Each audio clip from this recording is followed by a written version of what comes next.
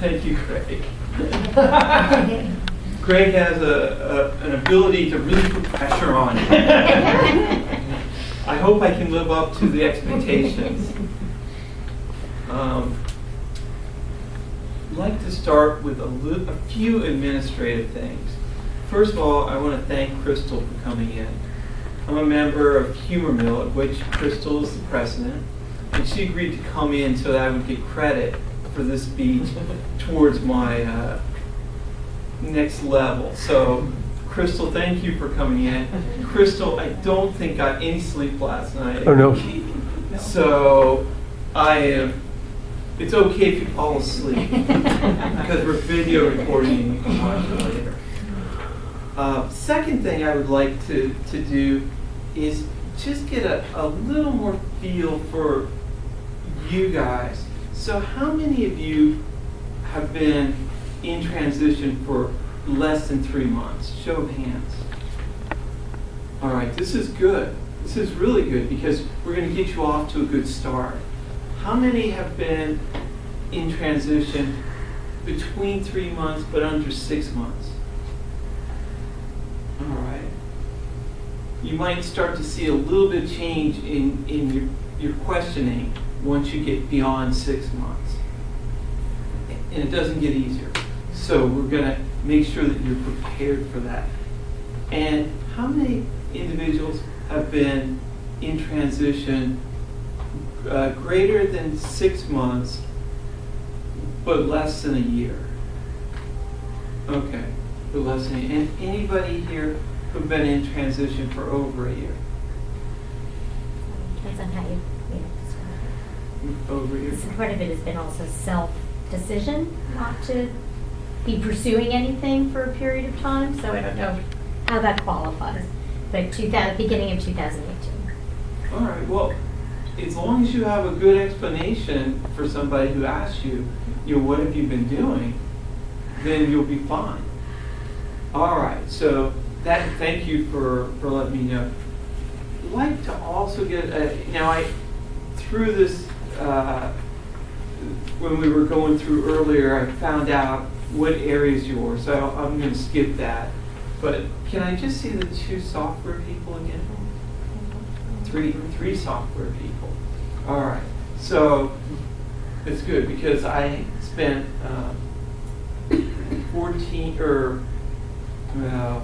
8 years as a program manager, so I'm in your field. I started my career in software as a tester, so I'm familiar with that. So we can talk shop afterwards.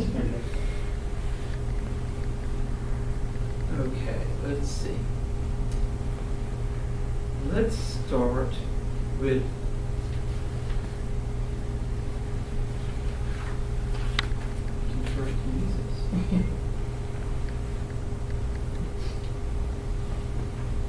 Oh, am I out of range?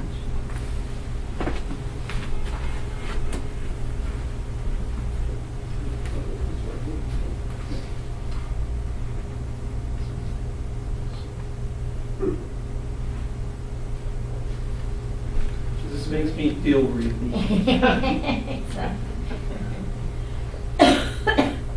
Why is this? Well, because you lose a lot of credibility if you can't even use the little back and forward button.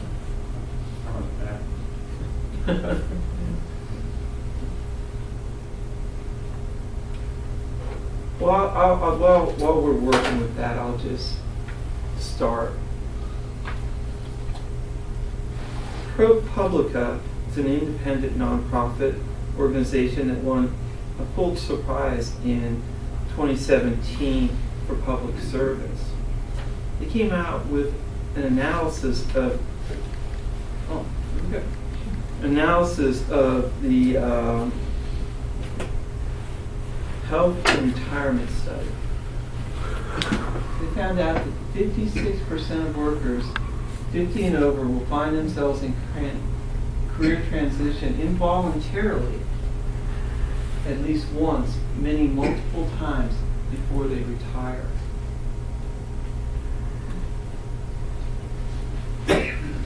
This is a pretty comprehensive study. They looked at over 20,000 people. They followed them. But I think the thing that's probably most disturbing about it, oops, is it down at the bottom? Oh, maybe down. Yeah, they found that only 10% of those displaced workers who were over 50 regained their prior income. So that's kind of dire. Would you guys agree? Yeah. Does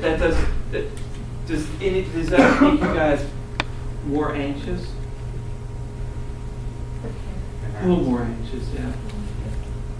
Well, hopefully we'll teach you some things today that will help you buck the trend. So that's our goal. Just like Jim Regan, the gentleman that Greg was talking about, he recently graduated and he bucked the trend. I think he was in transition for 2 months after finishing the class before he got a job. The job paid more than what he was earning before. So it is possible, but it's going to be a little bit of work. And today we're going to go over the type of work that you should be doing.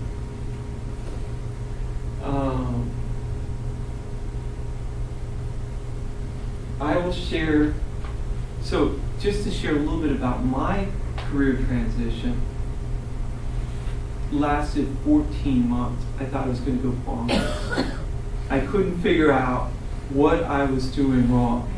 Anybody feel that? Yeah. You know, you're like, where is my resume going? Right. What is anybody reading it? Why is it taking so long? And you start to, what happens when that? Do you lose confidence? Absolutely. Yeah. Let me tell you, my confidence level was at an all-time low. So I know where you guys are coming from. But the good news is, you can find another job. You just have to know where to look and how to do it. And I'll share, both some of the things that I was doing prior to taking the course that really added time to my job search, and also some of the things I did after the course that sort of decreased the time. Because I think it's good to see both the good and the bad.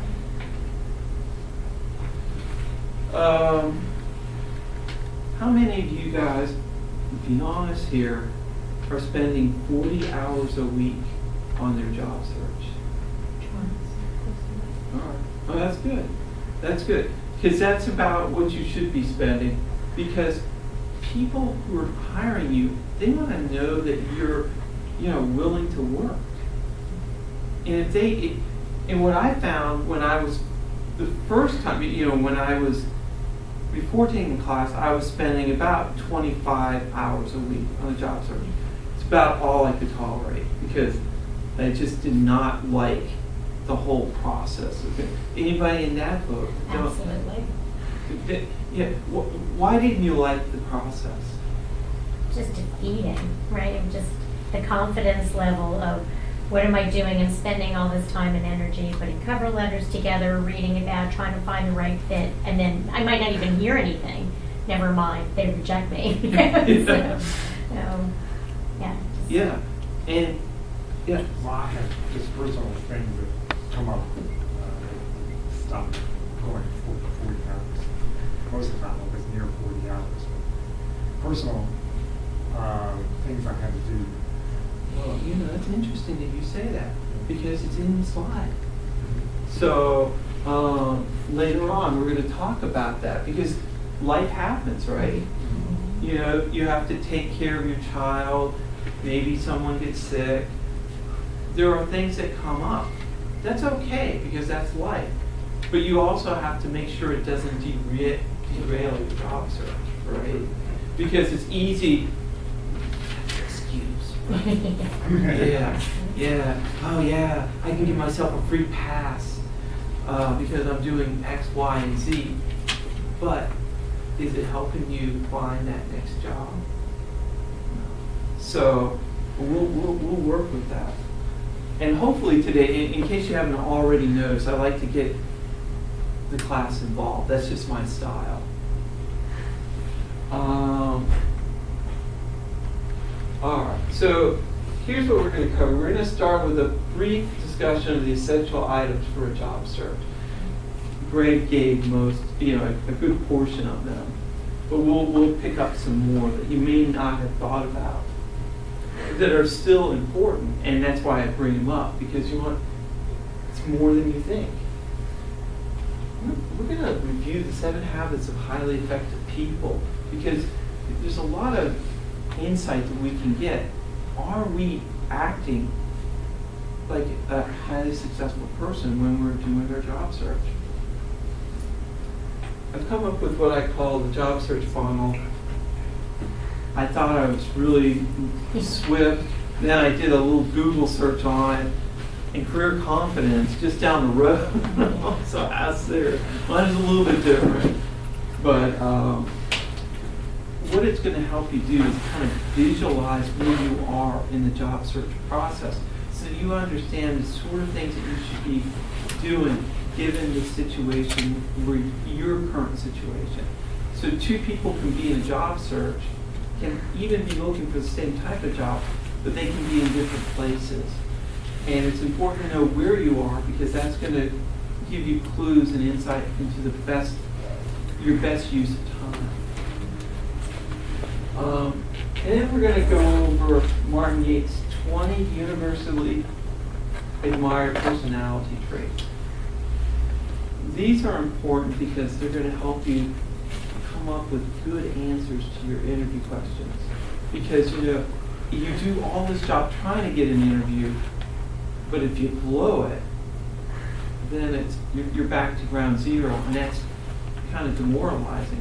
I know personally, because I had a dream opportunity, and it fell through my fingers because I answered just one question incorrectly and turned a 20-minute phone interview into a 15-minute phone interview.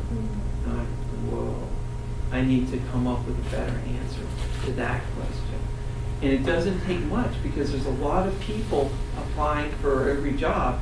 And how many people are they going to hire typically? 1. So what does that mean for you? Like Eminem, you only get one shot. You have to be the best person, right? And that's daunting in and of itself. So hopefully you'll pick up a few things that will help you be that one person. All right. So let's look at the 7 habits from Stephen Covey. He's my favorite author. He has 2 basic, what he calls victories: the private victories and the public victories. The private, and as you progress, you go from a state of dependence. Once you master the private victories, you become independent. And then once you master the public victories, you become interdependent. And this is an important place to be in a job search. Going around, one of the things that you have to get your mind around is that once you find a job, that's not the end of your job search. No, it's just beginning. Because as we saw earlier, there's a good chance, or at least a reasonable chance, that you're going to be looking again.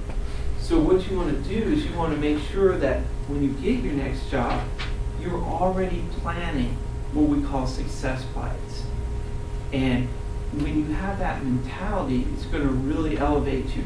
So after the horrendous 14 months where I was going absolutely bonkers, I accepted a job where the commute in the morning was 2 hours. The commute in the evening was 1 hour, only because I was working till 7 or 8 at night. So I had it was a 60 to 70 hour a week job with, oh, and by the way, we worked 6 days a week. So I was chunking in another probably 20 hours in commute, because, here traffic is never perfect. So it added time. But I did that job, I took that job because it gave me the experience I needed so that I would be more attractive in my next job search. That next job search, I was able to withstand 6 months of that crazy schedule. But in that 6 months, I passed some exams that made me very marketable. The follow-up job search, in 6 weeks, I had 4 jobs. So and we see one of Covey's habits is begin with the end in mind. See, I already had thought about what I wanted to get out of that job. And I knew once I got that, then I was positioned to go back in and get a better opportunity for me. I also knew, because I was doing some research, that companies don't really penalize you as much for short-term stint in this gig economy. So I had the confidence, because I had that knowledge, to pull this. 20 years ago, I never would have. Would any of you have left a job after 6 months? Not a chance. It just wasn't done. But you have to know the new rules. All right. So let's look again a little more at these habits, because what we're going to do eventually is we're going to take a look at some of your job search things that you're doing and seeing how they stack up against these habits. Be proactive. Can anybody tell me an example in job search where you're proactive? Yes. Networking? Networking. Yeah, no, I was going to say the same thing. Telling people that you're looking for work. Yeah, Tom. Yes. Yeah. Oh, okay. Yeah, informational interviews. Informational interviews. Can anybody think of anything else? I'm putting yourself on the schedule so that you get up at the same time each morning and not just sleep in late. That's right. Love that one. You know, in the class, I sometimes joke about, I once called a person who I knew was in a job search. I heard some music in the background. It was familiar. And finally, I asked her, I said, what's that noise in the background? She said, oh, it's my television. I said, what are you watching? She said, reruns of Green Acres. I'm like, oh my gosh. Here's where I had to have a little bit of tough love. I said, if that's the best use of your time between 9 and 6, you're never going to find a job. It's not going to happen. So, yes, you definitely have to be proactive. Begin with the end in mind. I already sort of gave you you're going to look at how this next job is going to fit into your overall career plan. But can anybody come up with another? Because there's another really important example of that. Just visualizing it? I mean, Visualizing, yeah. I find that you can't realize something unless you can visualize it. And so I want to visualize, what is my next job going to look like, right? Do I have a good idea of my responsibilities? Have I done my homework and thought about what sort of responsibilities I'm going to do? Sometimes that's negotiable. And, you want to make sure that it's a win-win. You want to make sure. That means you're not going to let them take advantage of you, right? You're going to negotiate and make sure that both parties are getting something out of the deal. Habit 5, seek first to understand, then to be understood. Any examples of that in the job search? Oh, Ron, I thought you were raising your hand. Oh. I think that's informational interviewing. Exactly. Anybody, who's taking the class again? You guys met then Ken Shopman? Yeah. He's the absolute best at that. He facilitates day B. I just admire, and I picked up, just by being around him, I picked up that habit. because I was so impressed by how he's always looking first to help you, and then if there's time, then he'll tell you how you can help him. But he's always looking first to help you. Habit 6, synergy. This is a hard one. Where does synergy come? How many of you are working with somebody else during your job search? Oh, who are you working with? I have a accountability partner. Oh my gosh. Gold star. Anybody else have an accountability partner? Oh, I got a recruiter. A recruiter. It's all right, not quite the same. And you said you had an accountability partner? I'm working on getting friends around me to check in with me and ask and make sure that I'm doing what I say I'm going to do. So I've got a couple of people that are starting to do that for me. Otherwise, it's kind of a lonely job, right? That's one of the reasons why we don't like the job search. That's one of the reasons why we're not, chunking 40 to 50 hours a week. I was literally, one day, I had an epiphany. I said, oh my gosh, I was working, in, the job prior, when I had 14 months in transition. I said, gee, I was working, between 50 and 70 hours a week for someone else. And then I was only working 25 hours a week for me. And I said, what can I do to change this? And we're going to go over some of those things that I've implemented, because I was like, this got to change, because this doesn't make sense. And of course, habit 7 is, as we go through the various things that you need to do, there's always room for improvement. I see a former student in the back. She's kind of hiding, but I see her anyway. And I want you to know that since your class, I've even improved my teammate. It's not possible. Not possible. I have. Wow.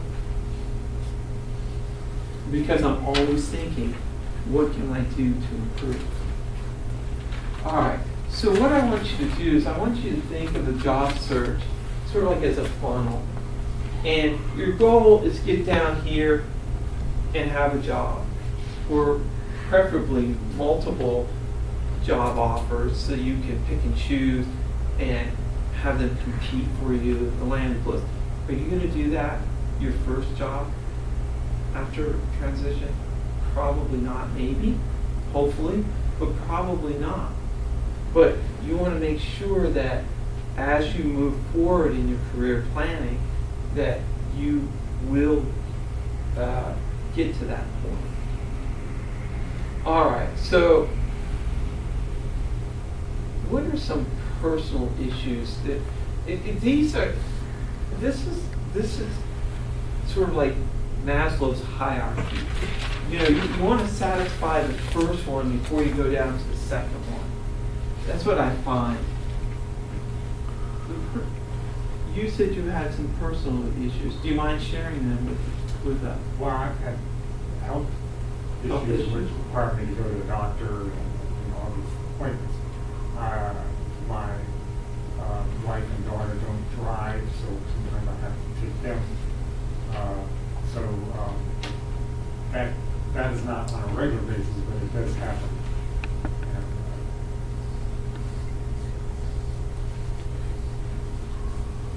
can't think of anything else. Can anybody else think of some personal issues that might, finances. Finances.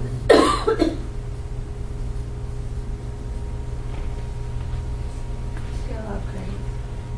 Needing to upgrade your skills.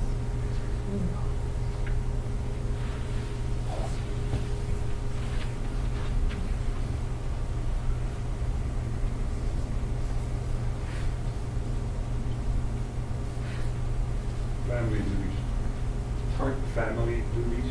Family duties.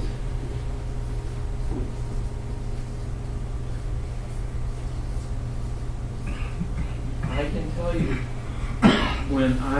transition, my wife did not think second, give it a second thought to give me some chores because she wanted to make sure I was working. I'm like, look, I'm trying to find a job.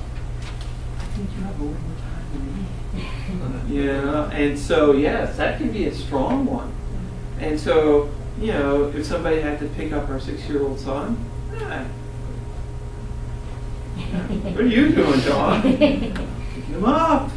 Yeah, so, but, you know, every time that you break from that routine of working 9 to 6 or whatever you choose to work, you know, you're not reinforcing the good habit. And so that can be a big one. Any other personal issue? Yes, Ron. During the past year, I had 2 12-year-old cars die on us, so we had to go car shopping twice during the year.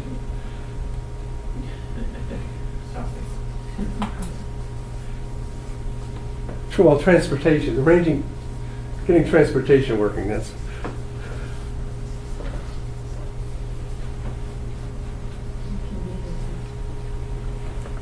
What about volunteering? I mean, I would have advised them to sometimes volunteer. I would, yeah, I'm not going to count that as a personal issue because we actually want you to volunteer. Right. So, Okay. so yeah. Trying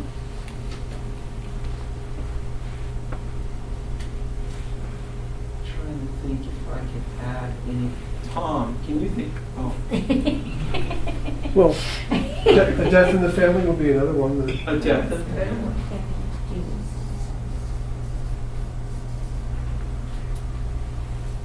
You know, I work as an insurance agent now, and there's a lot of paperwork that has to be filed. You know, there's a lot of decision. I think when you're planning a funeral, you have to make somewhere in the vicinity of 150 decisions in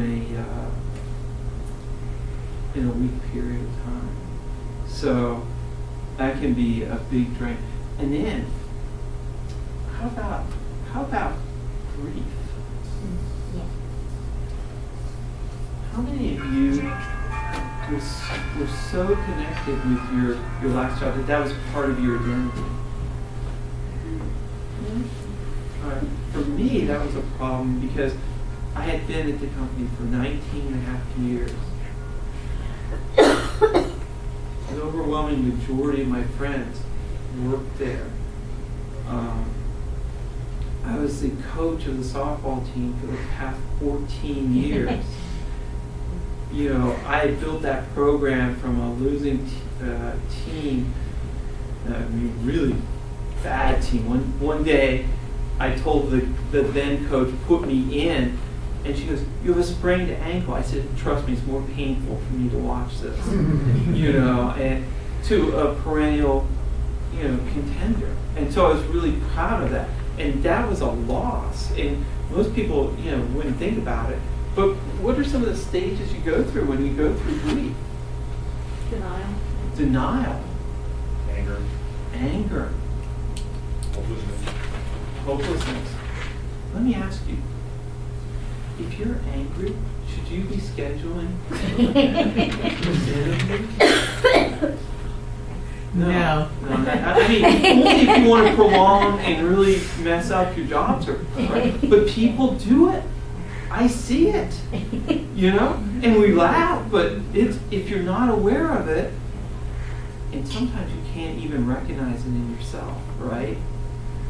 I hired a career coach, and after the fact, we had a little discussion about it. He goes, "Yeah, John, you were radioactive."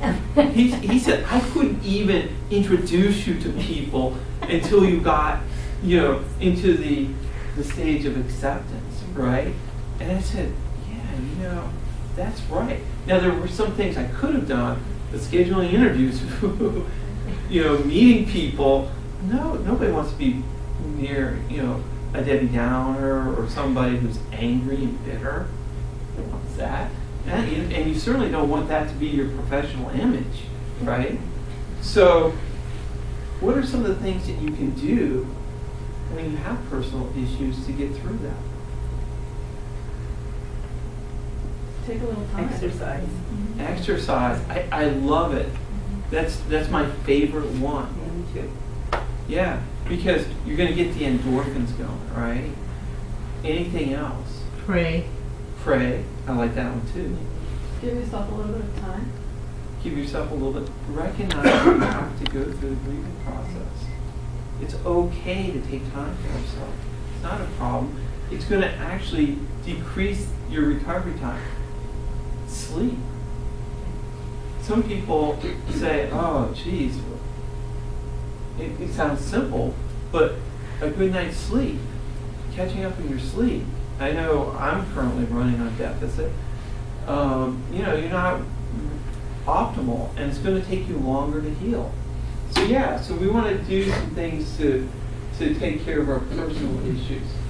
And then after we get done with our personal issues, this is another one that stumps people.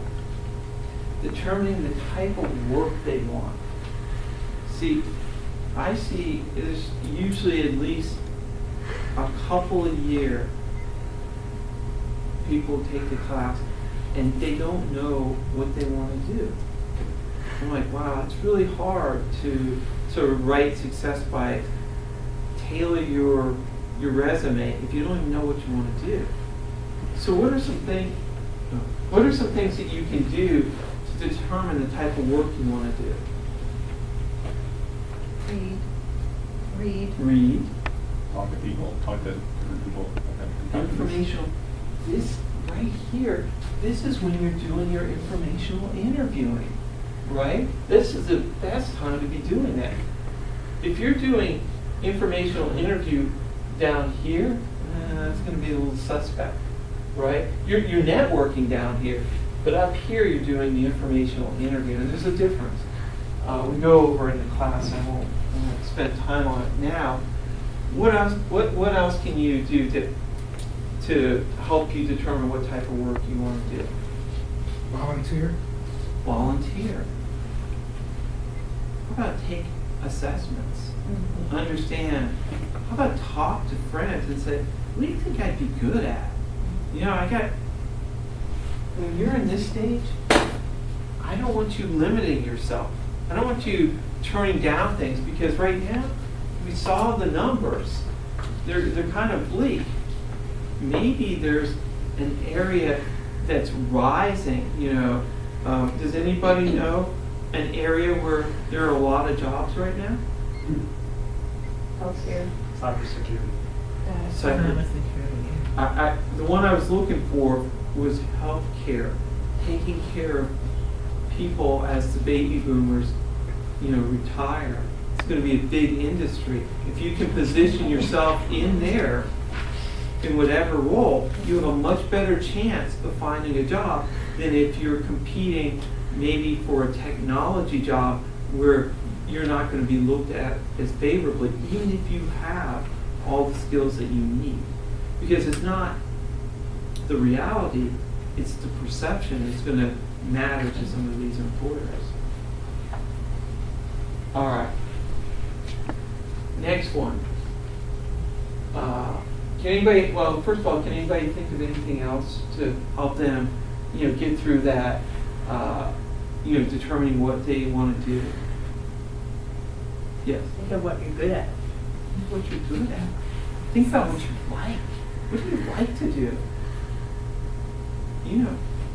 I'm going to laugh at this, but I knew a guy who, when he graduated from high school, did not graduate near the top of his class. He was, just made it by. And he told me, I don't know why he picked me to tell, because I wasn't even in his class, but he told me, he said, I know what people are saying about me. They're laughing. He goes, but I'm going to make it. And my natural question was, well, what are you going to do? He goes, I'm going to be a garbage man. And it was all I could do to keep a straight face. And I said, okay. Do you know what he did? He went and got an area. He owned that area. He had everybody in that area It was Stafford, actually. And then he sold it to one of the big companies for a lot of money. A lot of money. He was motivated. The guy who started 1-800 got junk.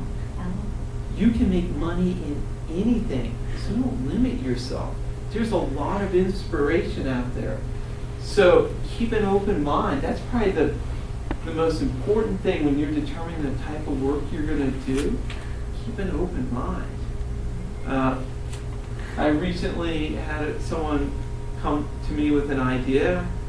I'm like, I don't know about that. But I kept an open mind, and eventually we found out it wasn't going to work, but I kept an open mind. Then when I took an idea to him, he had an open mind. So, keep an open mind. It really helps. All right, determining where to work. What do I mean by that? Determine the employers you want to work with. The employers? What about the geography? How long, how big a commute? The only reason I did that crazy commute was because I was really getting something that was going to make me marketable. But I knew to accept the offer on the spot as soon as I got it because I had done my homework. So you need to know what you're willing to take because people like decisive people. We're gonna get to that in a little while, but that's one of the characteristics that people like to see. And I got off to a really good start with that company because when they made the offer, I already knew. I said, this is where I want to be. All right. So after you do all of these, now you get into what we would typically consider the job search, right? All this is precursor. You're not. You maybe you've done some informational interviewing, but you really haven't gotten into the beef of of your job search yet. What are some of the things you do for your job search?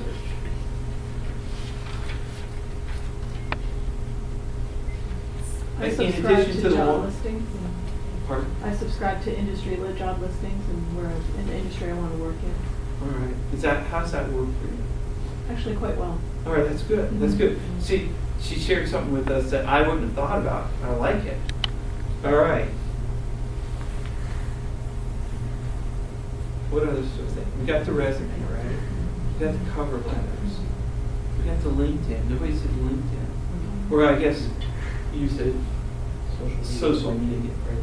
What are some other things you should be doing? Networking. It's going to sound like a small one, but how many of you have a personal business card? You do, yeah. Yeah, you should, because that helps people remember you, Actually, I have some really good ones here. I want to get to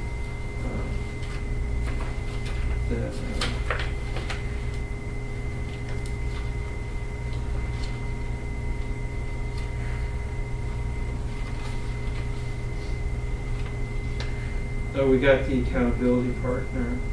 And then they have a dedicated email account just for their job search. Oh, good. That's a great idea. Because why? When you get something, you know what it's related to. Until it gets corrupted with everything in there. But you're starting at a much better place. Out of those who have a separate account, does that email account describe what you're looking for? It's just sort of like your name at maybe like gmail.com or something like that. Yeah. I think I put a software tester on somehow. You do? Embedded in there somehow. I'm not sure. Yeah. Yeah. Well, I don't know that there's a right or wrong, but you want to keep it professional, right? You want you want to make sure.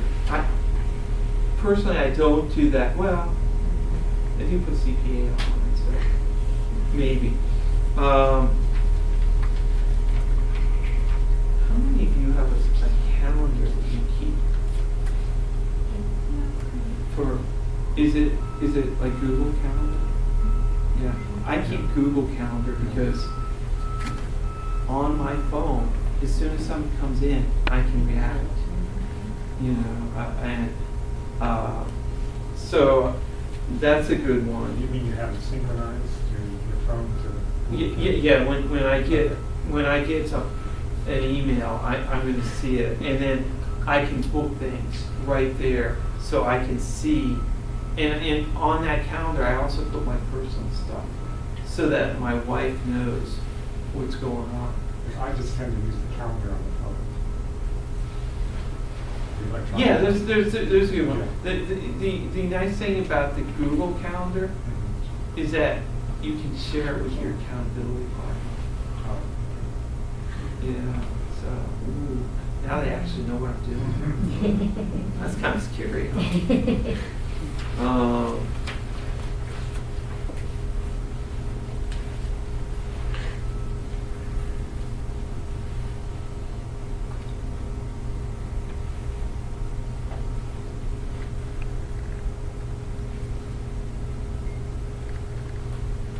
We're just going to walk through. So you're doing your job search, you're doing all the things that you're supposed to do, you're networking, you're doing everything. You get some offers. What do you have to know when you get that offer? You have to know what is the going pay scale Going to or pay scale. salary for those offers. That's important. What else? Well, my accountant. Don't know what you need. Exactly. If you don't know what you need, Range. yeah, you need to know what you need, because then you want to make a quick decision as to, hey, does this job make sense for me? You have to know what you're going to tolerate. Like I said, that long commute for me, I tolerate it for a certain amount of time. You need to know if there's any wiggle room in the offer. Yeah, on a, maybe not a pay scale, but like perks. As an accountant, are you going to pay for my CPE?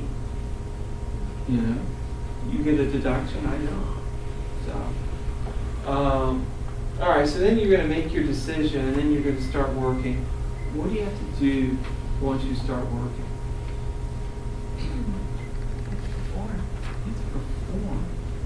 More importantly, I want you, more importantly, but you have to perform. But I want you to document how you're performing so that it can sharpen the saw that we said earlier. That's going to make you more marketable. I want you taking assignments that maybe other people wouldn't take if you see potential for, don't be lazy, hustle. All right. Now, the interesting thing about this is these aren't generally equal. A lot of times your personal issues might be minimal. You might have the bulk of your job search time spent here. This is really thin if you only have one job offer. But I want you to sort of visualize your job search so that at any given point, and this might change over time, you might have a really bad interview and say, I really need to work on my challenging interview questions. So that might be your priority. Was there a question? All right.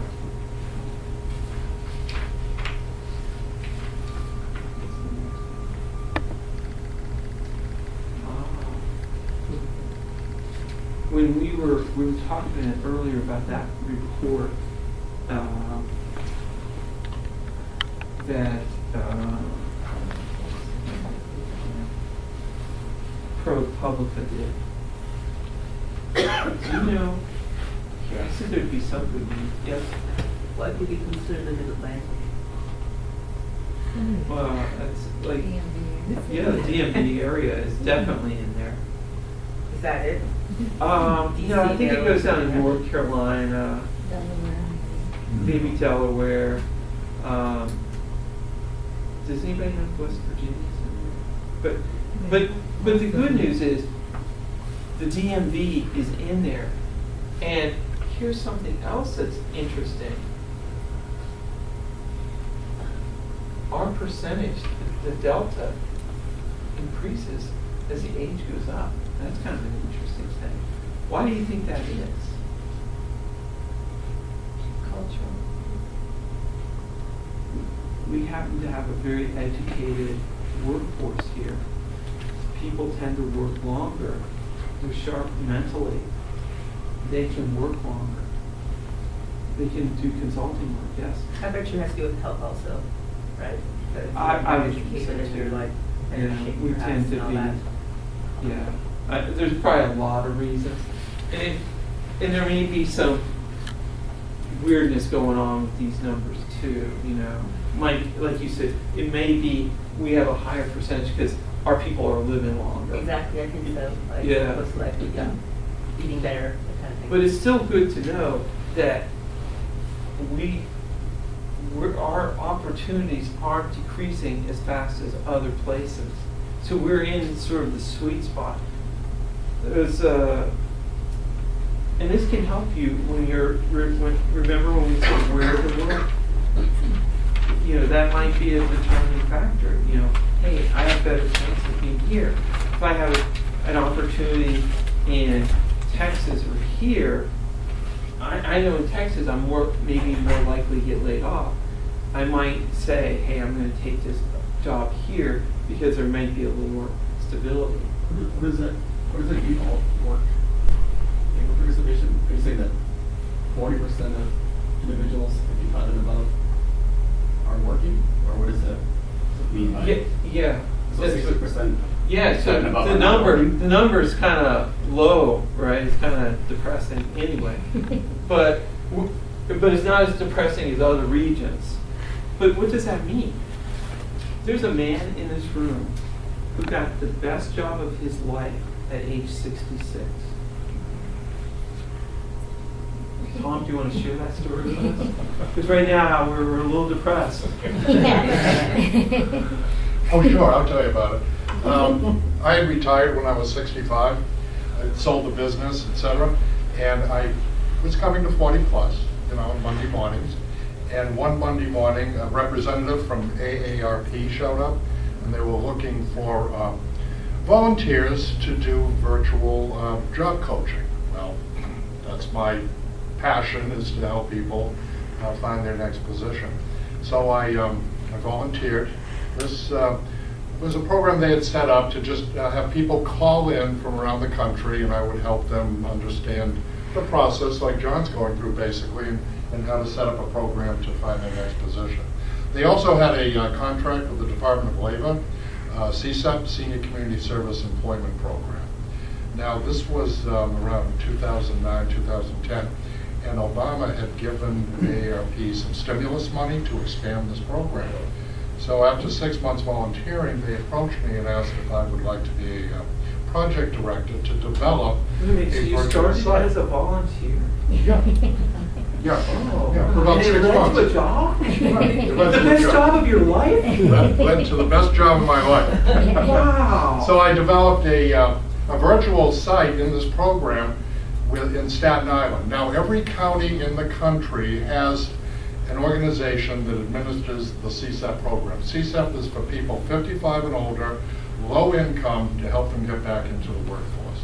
So I started a virtual site on Staten Island. And I would travel back and forth on occasion, but you know, really had to build a group, you know, of people that were eligible to go into this program. Basically, finding people, low income, 55 and older, to do volunteer work or to community service in nonprofits. Okay, we paid them minimum wage. Now, the success of the program was unbelievable because once they were in a nonprofit doing community service, obviously they were improving their skills and they were showing these operations, their dedication and abilities. Many of these nonprofits hired these people into jobs that they eventually had available. They knew the individuals as a result. Also, but these people were also, then learning how to find a position on their own. So the success of the program was very good. So I administered my portion of the program for about 5 years, and AIP offered a buyout when I was 71, and I decided to take it. But what all my experience as an employment manager and a career coach, I was able to put into practice to help these people who were so grateful, to be able to profit from this knowledge I had to help them get into another position. So it was the most rewarding. Your experience. Yeah, it was the most rewarding opportunity I ever Wow. had. People cried when they got, into positions because they were people that were left out. They were not considered employable. So, yeah, I mean, but the point is, it was a volunteer opportunity that led to probably the position that I found most satisfying in my career. And I bet the people who got those jobs were the people who were enthusiastic.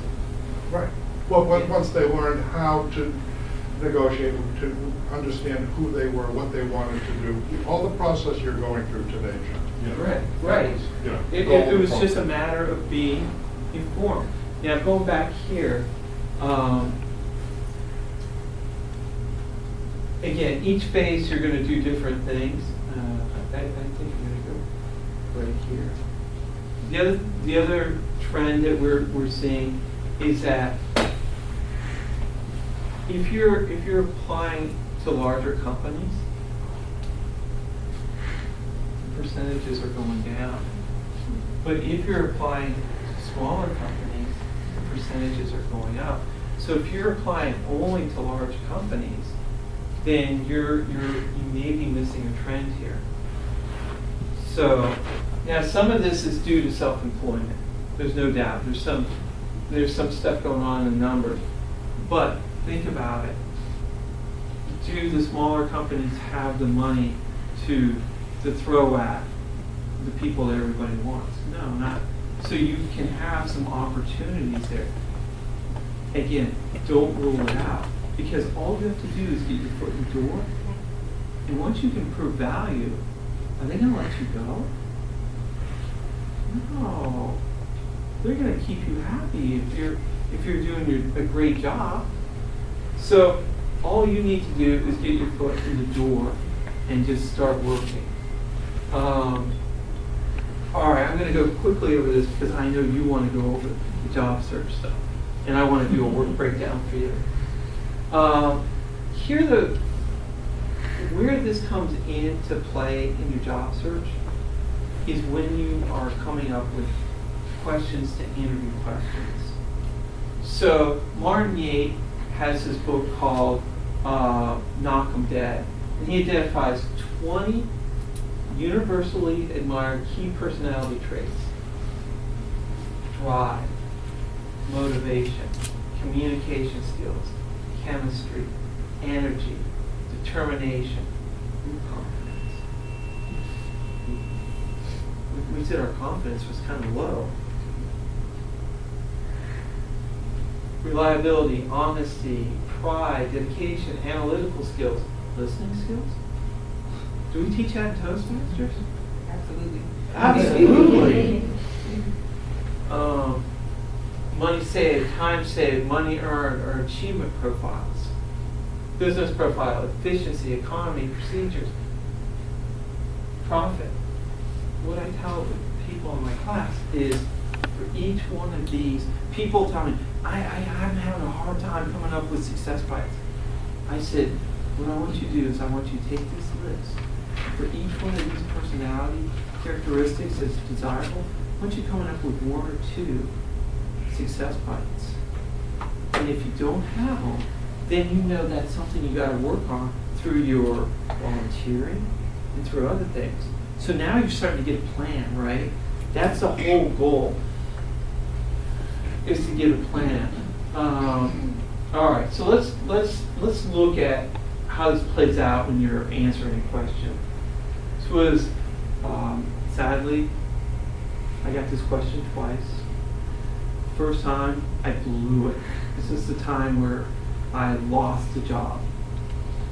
I answered it honestly. I said, well, better answer it honestly. I'm in and out. How are you spending your time, Mr. Wilhelm?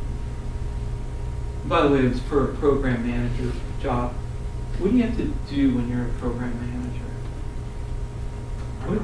Oh, no. I'm sorry. What's your responsibility? To keep the program going forward, to keep everybody looking in the same direction. Profitable, keep it efficient, Right. make good choices. What do you think? And I thought about this afterwards, and I'm like, ugh. I'm in an honest job search. I spend about 35 hours a week reviewing an online job boards, customizing a resume, contacting my references, attending weekly networking events, etc. And I said, oh my gosh, this guy doesn't know what he's doing. Why am I going to, he's only working 35 hours a week. Why am I going to hire him? I mean, I have to say that was the worst interview answer I've ever given. But I wanted, because if you're not thinking about what they're looking for, you're going to inadvertently give some bad information. Second time I got that question, I'm using this time to improve my communication and leadership skills. I recently co-founded a specialty Toastmaster club called Humor Mill, and I'm serving as its first president. This past week I drafted a vision statement which was approved by the other members of our executive team with only minor modifications. Humor Mill is a specialty Toastmaster club that provides a safe and supportive environment where members can improve their public speaking and leadership skills. The main emphasis is on building confidence, one of those key characteristics, so our members can minimize the time they spend in career transition efficiency. Humor in our speeches, though not required, is encouraged. Guess what? After I gave that answer, I noticed a change in the interview immediately. What do you think that change was? I just have a question. How did you keep up 35 hours of job search? Well, the 35 hours a week was before I was volunteering, doing the president job with the. Okay. So yeah, kind of took that first. this was 6 months earlier that I gave this answer, and then I said, you know what? I'm not spending my time efficiently. I need to tell them something I'm doing right to use my time wisely. So I was approached. You were there, and you didn't save me. In fact, you fed me to the lions. I said, I need to join Toastmasters. I was not intending to be the president. And Crystal said, I think you can do it. And Lovely is the lady's name. She was all on this. She was not going to let me say no. And at the end of the day, I said, I can't believe I just did this. I said, I've never been in Toastmasters. I don't even know how to give a speech. I'm shy. Oh, by the way, I was really shy back then. And I was like, you were there for my first speech. Lovely threw me a curve for my first speech. In my introduction, she stole 40% of my speech. And now I had to improvise. She wanted me to think on my feet, and she did it intentionally. But guess what?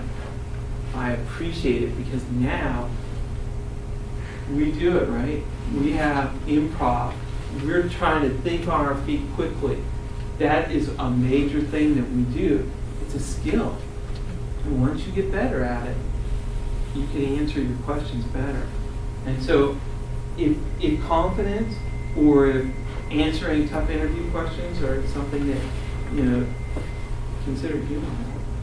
But anyway, right after I gave that answer, the guys started talking about the benefits of working at their company.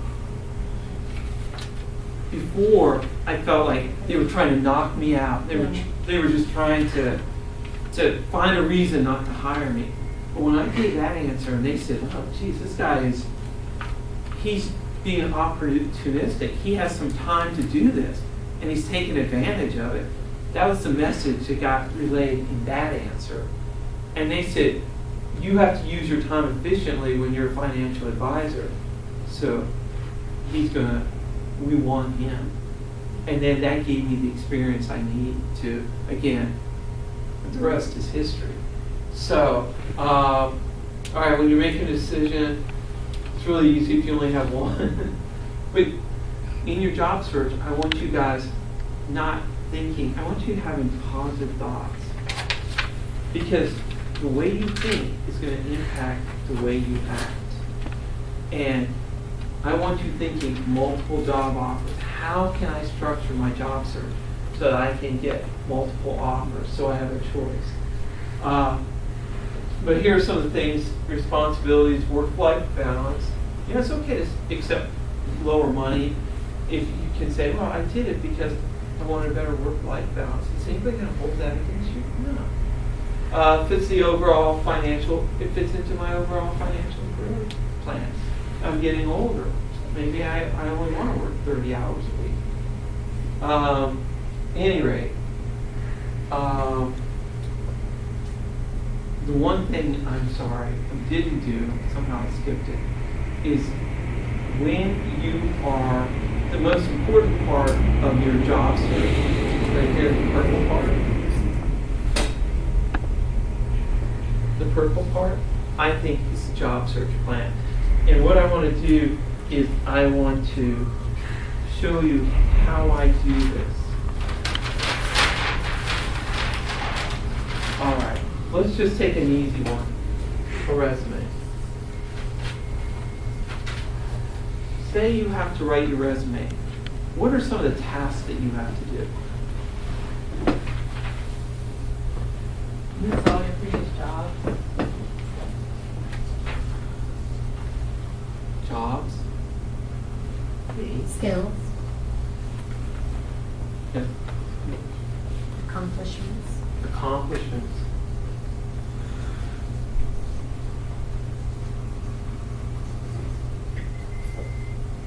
When I do this, I have what I call a master resume.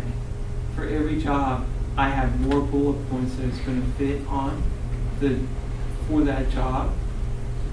And depending upon the job that I'm applying for, I pick and choose so I can be efficient in the way that in customizing my resume. So, but having these accomplishments listed out in PSR, problem, solution, results, will keep your bullet points brief, and focused. Because on the resume, I'm probably going to focus on maybe the more on the results, right? Sort of like on my teammate, I focus more on the results. Okay, what else do you have to do? There's a lot more here. Education. So you have to come up with the different sections that you're going to cover on your resume, right?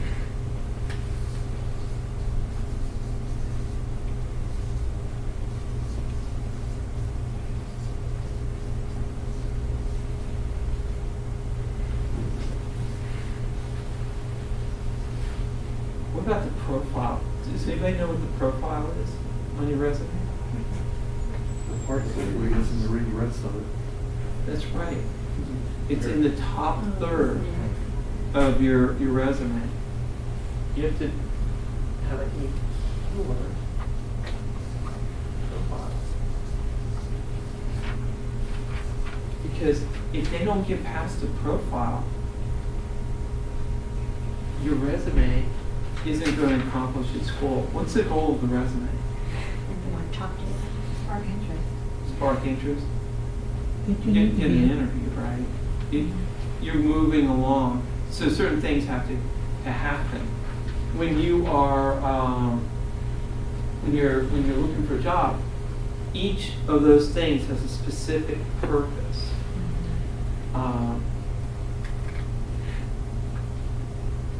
The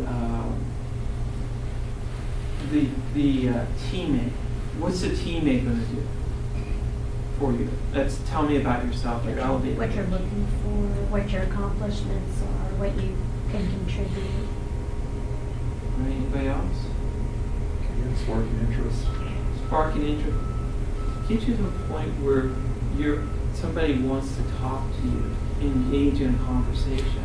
Because really what you want is conversations. Even in an interview, you want to engage in a conversation versus just fire questions, answer them. If you can get the person engaged in a conversation, they're going to remember you a lot better. And so your 2-minute teammate, I tell people, that's strategically setting you up for a successful interview. If you say the right things in that, you're going to spark interest in the things that you're strong at. So I want you guys thinking strategically about each part of your, resume, all these little things that you have to do. I want you thinking strategically. How's it going to fit into systematically getting me closer and closer down this timeline as quickly as possible? And I would say that's gonna minimize your time in transition, right? If each of these parts, again, if we don't take care of the personal first, we're gonna be telling people that the world is terrible and all companies are evil and no bosses are good and we're not gonna get a job. Yes. So we're gonna take care of them sequentially. Now, I'm going to do this, what we call a work breakdown structure for every single item that I have to do. Business cards, I have to design it. I have to order it. I have to pick the colors. I have to choose the stock. There's a lot to do. Why do we break it into individual tasks? Does anybody know? So it's manageable. You can track it. You can track it. It's not so overwhelming if you break it down. It's not so overwhelming. Right now, one of the reasons why people get frustrated with their job search is it's too overwhelming. There's too much, and they don't know where to start, and they get frustrated. You break it down, but there's even a better reason why I do this, because this is what I did as a program manager. I have to pick and choose which things are most important for my job search. So that killer profile might be my highest thing I need right now because I don't have any interview scheduled. But I've been meeting people. It allows you to really pick and choose. But it also lets you psychologically see some progress. See, how do you feel when you throw 100 resumes out and you get nothing? You feel like, oh, I didn't accomplish anything. But if you have this list and you can go back at the end of the week, it's going to keep you from spiraling into depression. So, well, I'm getting closer. And the longer you're in transition, the better it's going to be. When I started, I had 0 LinkedIn connections, 0. Didn't even have a profile. And I had to start with ground zero. How many of you are in that situation? You're starting basically ground zero. Oh, that's good. So, how many of you guys know every single task that you should be doing? You do. How do you track it? Various ways, writing it down on my calendar. I keep it in an Excel spreadsheet. And then I literally put a check mark in when I'm done. Because then I felt like I've accomplished something. And at the end of the day, if I don't feel like I've accomplished enough, I work overtime for myself. And then you get to see, hey, then when you talk to your accountability partner, it's kind of a good conversation. Crystal, I worked 4 hours of overtime this week. I'm proud of myself. It's some of that iterative process where you go back and try. Oh yeah, that's sharpening the saw, remember? Yeah. I'm getting it to the point where it's acceptable, and then I'm constantly improving. And then over time, but I have to get certain things done. Like I have to get a resume in a certain working order, right? But then I can improve it over time. But if I don't have anything, I can't apply for nothing, right?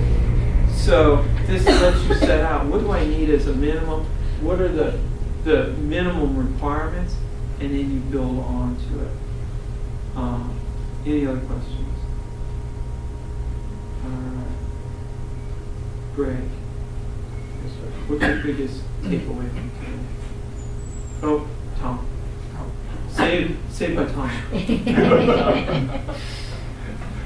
John, thank you. This was great. I just want to add a comment from the company side to reinforce or to explain a little bit. What John has presented was excellent, but how does the company or the organization that you're applying to work with this information? First of all, companies and organizations don't really know how to hire. Okay? So everything that John is telling you, to how to explain who you are and how you can be an asset to that operation is really what you have to do. Now, John, can you go back to the slide of, what was it, Martin Yale? Yes. This one, here, Martin, first one. SHRM, are you all familiar with the organization SHRM, Human Resource Society, Human Resource Management? In 2014, they did a survey. They asked 200 companies if these companies had special techniques to attract the older worker. And of course, these 200 companies said no. Okay, no, we're not out there looking for the older worker. However, the follow-up questions were, when you have hired older workers, what are some of the advantages? And how did you find them? Okay? First of all, probably the number one method that people found older workers was through employee referrals. So again, the networking, the informational interviewing, talking to people, letting people know who you are and that you're available is an asset. Because HR managers like myself will generally have employee referral programs. It really cuts down on finding the right people for the job because employees know other people that are qualified for those jobs. So it's very important. But when they hired older workers, what were some of the advantages that they found in hiring older workers? This personnel profile is pretty much what they said. The motivation, the communication skills, the energy, determination, confidence. The energy. All of these skills were what companies said they found to be attractive in hiring older workers. Okay, so this is very important because you do have those skills. Okay, so one last comment I want to make from the employer side. In the offer stage, you want to go to that last slide, John? I just think some of these comments might help out. Okay, the considerations, pay, responsibility, work-life balance, etc. Now you have to tell the company or the organization what your thoughts are on all of these areas, okay? As an employment manager, I made thousands of offers for employment. And when I was, in the stage of making an offer, I would have to think, what does this person need in order to accept? When I'm ready to make an offer, I want that person to accept that offer. This is, so I have to know what the conditions are. And I don't want the person to come back and have to renegotiate them, because it really takes time and it's just not, you should know this ahead of time. So trying to make sure that the company knows what your needs are in all of this is extremely important. Ways you can do this is follow-up thank you notes, or, you know, explaining what you see in the job and how this is going to be a challenge that you're looking for, et cetera, because it meets these different considerations, et cetera. Pay, yes. In the past, I had a rule that I would never pay someone or make a salary offer lower than what they were making, because psychologically you have a feeling of what you're worth. Okay, and that's not going to go away, you know? And 6 months into the job, you're going to say, gee, I really am worth more, I'm going to stop working. So, you know, oftentimes people will look, if you do accept a position at a lower salary than what you were making, really understand why you're doing it, okay? So it's very important. But all of these things... But communicate it also, yes, right? exactly. I'm Absolutely. taking this lower pay because I want a better work-life balance. Right. So that they're not fearful that you're going to walk. Right.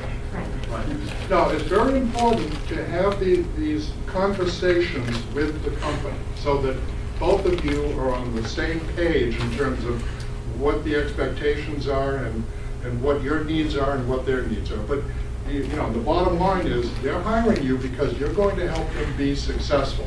So everything John said about accomplishments and teammates, et cetera, is the first stage in terms of letting them know how you can be an asset. Okay. Now, Tom, at what point in the process do you, because if I'm starting out and I say, do I tell them right from the beginning, I want, you know, I don't know, 75,000, for example.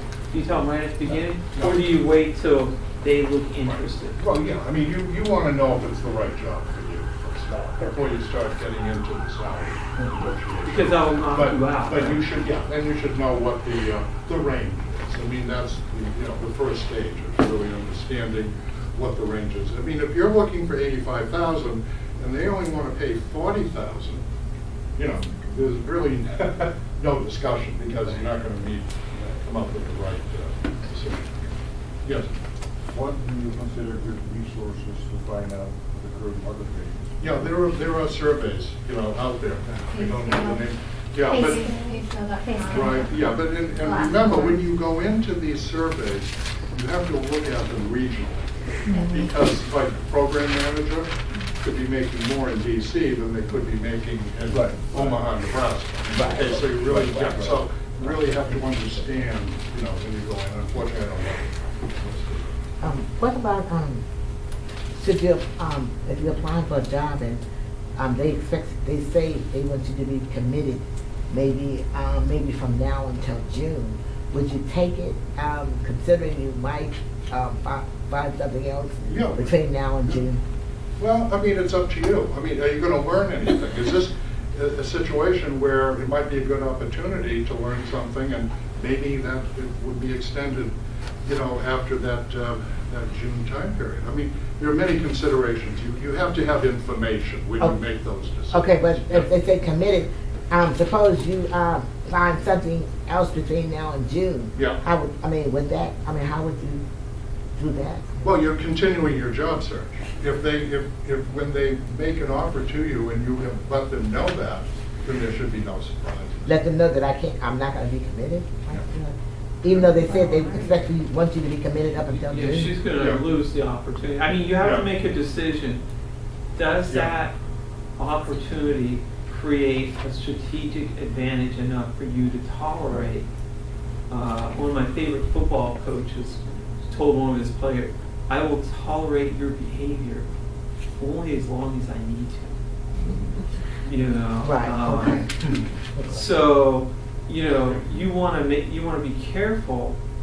You don't want to lie. You're either going to accept it based on I can see some strategic reasons to take it, and maybe you're just out of desperate. You know, I'm out of money. I need to take it. If that's the case, then my advice is stick it out for the time so that your reputation because these people that you meet in 2 years, in another year, they could be someplace else that you really want a job at, right? So you need to manage your relationship. When you make LinkedIn connections, every time somebody has a birthday or a work anniversary, congratulations. It takes me a second, but it keeps my face in front of them, and they're gonna remember me. Regarding LinkedIn, so I get a lot of connection requests from recruiters. So originally, the LinkedIn was always, like, you know, you link to people that you know and that you can be a reference for. Tom's the expert. Okay. Yeah, well, recruiters Right. linking in with you. Remember, recruiter is looking for talent to present to companies. Right. Who pays their fee? You're the The company. company. Right. Okay, so, I mean, it depends, you know, but you should really know which recruiters you're talking to, you're linking up with. Do an investigation on them. Are they in the right area? Are they gonna just sell your information to other recruiters or whatever? It's a business. I was a headhunter, so I Did you hear know- that? Sell your information Yeah. to other recruiters. Right. That goes on, Tom? Absolutely. Yeah. Sure, yeah, as a headhunter, you know, it's finding out, and I was a headhunter before social media was out there. So it was all about networking and calling people at companies and finding out who had certain skills, et cetera. Right. So it was a lot of cold calling and documenting information. Right. But it was exciting. Tom, when you make a cold call as one of us, somebody looking for a job, what sort of things do you say? If I was cold calling you, like you were sitting at your job. No, I, as someone looking for a job, is cold calling a hiring manager, or would you not do that? Well, yeah, I mean, again, you have to know why you're making the call. I mean, is it the right company? Is this the right person you should be talking to? I mean, you have to do research to find out if this is an appropriate call. You can't just call without knowing why you're making the phone call. Right, you need to be respectful of their time. Right. Because they're working, right? And if you don't want anybody blacklisting you because, you know, you're not. Right, you want to make the considered. first good impression, you know, so Yeah. you have to know what you're doing. Let me give you one other little headhunting secret. You're getting me going here, Jim. Yeah. Okay, so you've applied for a position, you've interviewed, you didn't get the job, but you have developed a pretty good rapport with the people that have interviewed you, with the company.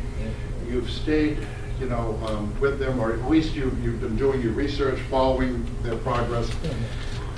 Maybe 4, 5, 6 months after, you could possibly contact them again to see if a similar opportunity was available, okay? As a headhunter, I did that. Okay, you didn't hire my candidate, you hired such and such a person. I would call that company 6 months later. Are you happy with the person you hired?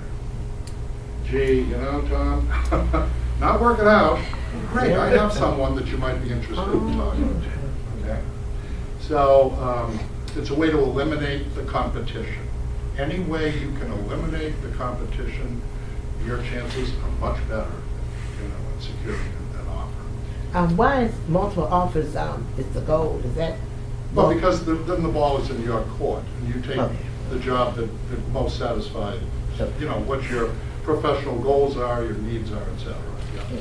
So, yeah, I mean, and every time you interview, you're developing the skill, the art of interviewing. It becomes a skill. So interview as much as you can, you know. Don't think of it as a defeat if you don't get the job.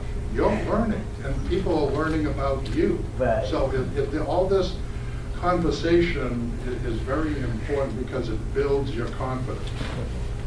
Okay. Should you ever reveal your last salary? Because if you do, they're gonna try to pay you something comparable to that. Or if you're unemployed, you're starting at zero, they're gonna lowball you. Well, I mean, companies may ask on their application, et cetera, what your last salary was. States like Massachusetts, it's now against the law to ask about your salary because a new law went into effect where you're paying people fairly for their services. And of course, this is a diversity thing too, with women being not paid as much. I mean, you know, that was all part of why Massachusetts changed their salary question. So, yeah. But you should know what salary you're expecting, you know, what you are looking for, okay? I mean, companies want to know that. So it's very important to have that. So you could lowball yourself. I mean, if they're paying 80 and you say 69. Yeah. Well, are you gonna be happy with that? Or are you gonna be looking 6 months later because you